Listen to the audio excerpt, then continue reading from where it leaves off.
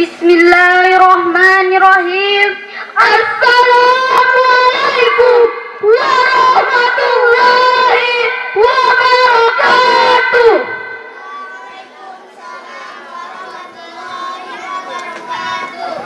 Alhamdulillah, alhamdulillahi rabbil alamin. Assalatu wassalamu ala asrofil anbiya'i wal mursalin wa ala alihi wa ashabihi ajmain, amma ba'. Pertama dan yang paling utama, marilah kita panjatkan puji dan syukur kita atas kehadiran Allah Subhanahu wa Ta'ala, karena berkat rahmat dan hidayahnya kita dapat berkumpul bersama pada hari ini. Tak lupa salawat beserta salam semoga selalu tercurahkan kepada junjungan kita Nabi Muhammad SAW.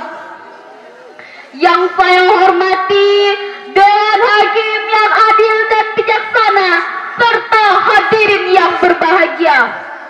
Berdirinya kami di sini akan menyampaikan syarhil kami dengan judul Dakwah di Era Digital. Secara bahasa, dakwah berasal dari kata da'a yad'u dakwatan, yang berarti memanggil, mengajak, dan menyeru. Kata digital berasal dari kata digitus dalam bahasa Yunani yang berarti jari jemari. Jari jemari orang dewasa berjumlah 10. Kata 10 tersebut terdiri dari 2 radik, yakni 1 dan 0. Dengan demikian, dakwah di era digital dapat disimpulkan sebagai era digitalisasi. Seluruh kegiatan manusia dapat disosialisasikan dengan teknologi di dunia maya. Era digital sering disebut oleh para pakar sebagai era multilayar. Era di mana seluruh perhatian masyarakat tercurah kepada media semacam smartphone, laptop, dan televisi. Di era digital yang menawarkan kemudahan dalam mengakses informasi, masyarakat dengan sangat mudah dan cepat dalam waktu yang cukup singkat. Di era modern ini, mengajar agama Islam bukan lagi menjadi otoritas seorang ulama. Di mana saja, kapan saja, dan dengan berbagai cara, orang bisa belajar agama Islam. Tinggal like and share.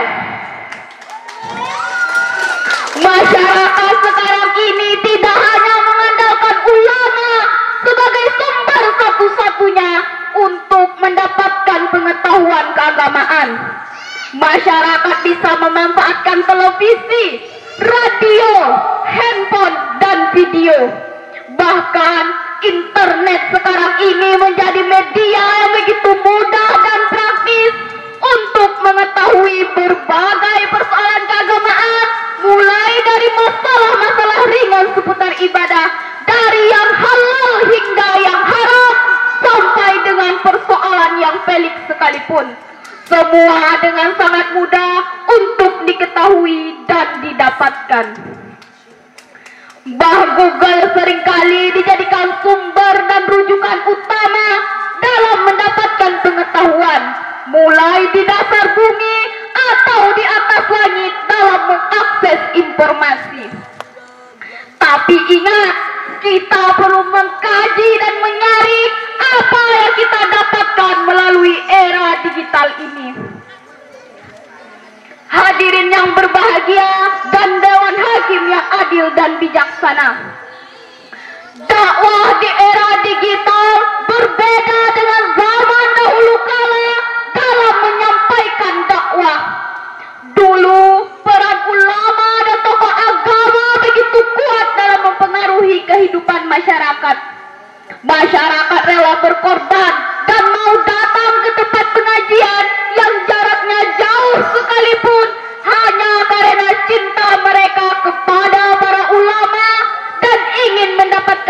manusia yang dapat dijadikan pedoman dalam menjalani kehidupan yang baik dan benar.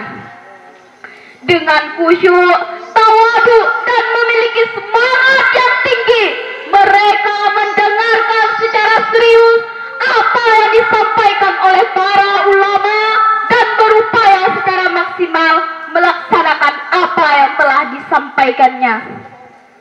Allah Subhanahu wa taala berfirman dalam Quran surah Al-Alaq ayat 1-5 yang akan dibacakan oleh rekan saya Zeti dan Sari Tilawah Nazwa.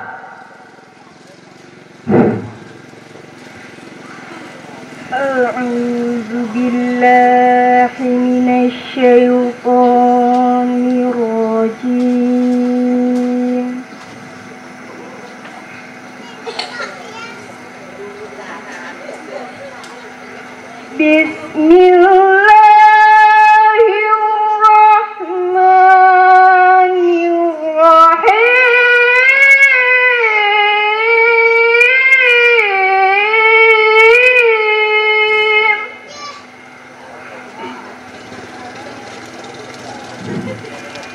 Iqra bismi rabbikal ladzi khalaq khalaqal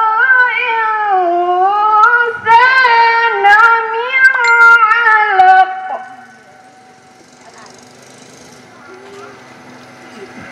Iqra wa rabbukal akramul ladzi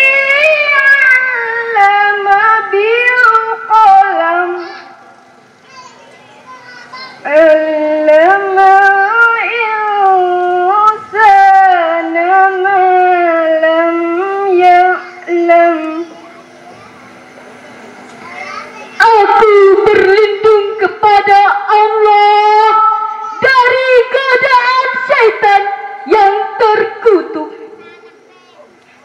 dengan menyebut nama Allah yang Maha Pengasih lagi Maha Penyayang.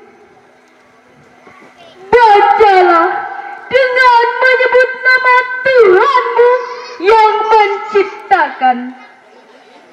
Dia menciptakan manusia dari segumpal darah.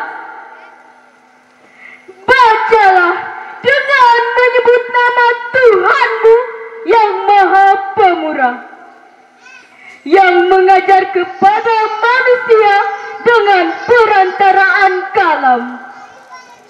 Dia mengajarkan kepada manusia apa yang tidak diketahuinya.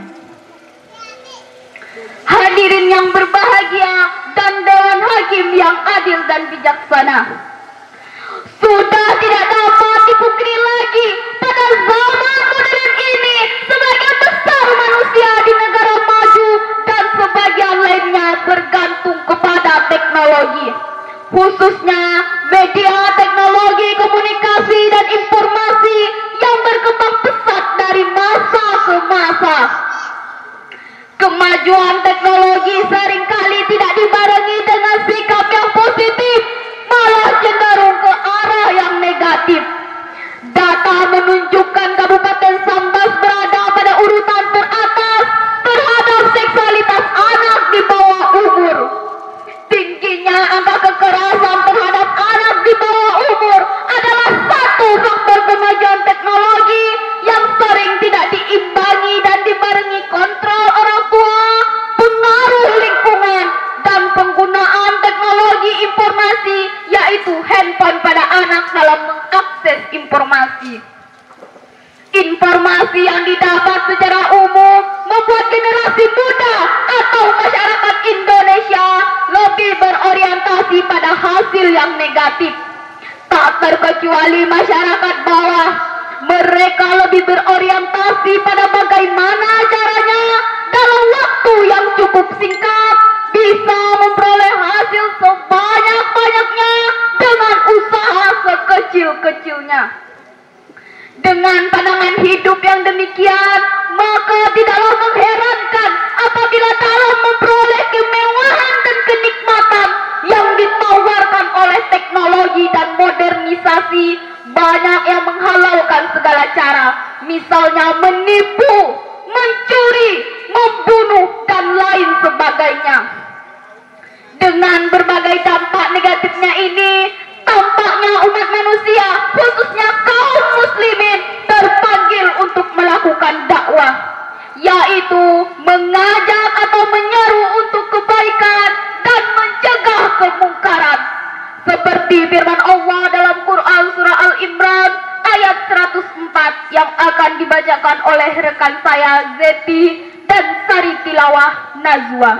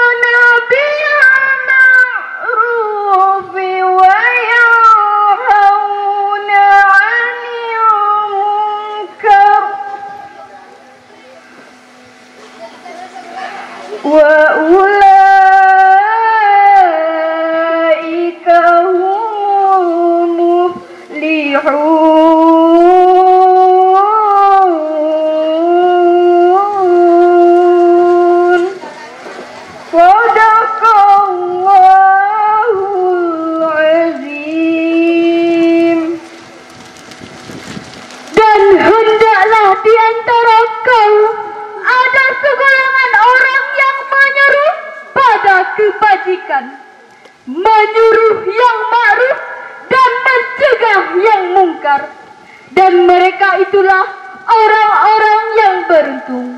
Maha benar Allah dengan segala firman-Nya. Hadirin yang berbahagia dan Dewan Hakim yang adil dan bijaksana, kemajuan umat Islam bergantung atas seberapa jauh umat Islam mampu membuka peluang relasi kebudayaan dengan teknologi. Dengan demikian, penggunaan teknologi bergantung pada bagaimana kita menyikapi dan menyampaikan dakwah secara agamis. Pemerintah Kabupaten Sambas terus mendorong untuk meningkatkan kualitas sumber daya manusia yang maju di sektor teknologi, komunikasi, dan informasi dengan moto Sambas berkemajuan. Rasulullah SAW bersabda, "Ballighu anni walau ayah." Sampaikanlah walaupun hanya satu ayat. Maksud dari hadis tersebut ialah syarat menyampaikan bukan hanya yang didengar atau pernah didengar, tetapi penyampaian yang harus bersumber pada hal kebenaran yang ada dalam Al-Quran dan hadis. Dakwah di era digital dapat membangun kekuatan identitas bangsa yang berbineka. Pemerintah, dai, dan masyarakat Islam khususnya harus melihat era digital sebagai peluang yang baik untuk menyampaikan dakwah dengan mudah, untuk menatap masa depan yang lebih cerah. Sekian syaril yang dapat kami sampaikan. Sebelum kami menutup syaril ini, izinkan kami melantunkan beberapa pantun. Jangan lupa sering mengaji agar hati menjadi tenang. Sekarang zaman digitalisasi, kita manfaatkan mulai sekarang. Pak Tani pergi ke sawah, membawa parang, memakai sepatu. Jangan lupa sering berdakwah agar umat Islam selalu bersatu. Burung pipit hinggap di galah, burung